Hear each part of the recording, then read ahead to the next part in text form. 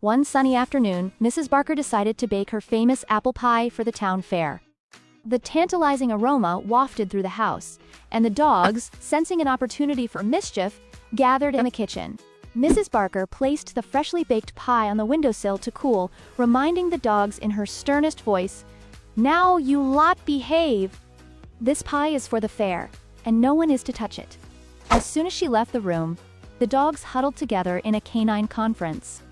Max suggested they simply wait until nightfall and sneak a slice.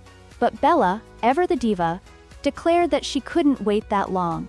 Rocky's eyes twinkled with mischief, and he proposed an elaborate plan. Rocky, being the smallest, would climb onto Max's back to reach the windowsill. Daisy would serve as the lookout, and Bella would distract Mrs. Barker by causing a ruckus in the living room. The plan was set, and the dogs sprang into action. Max positioned himself under the windowsill, and Rocky clambered onto his back. Daisy stood by the door, her ears perked up, ready to signal if Mrs. Barker returned. Bella, with her best innocent look, pranced into the living room and began barking at an invisible intruder.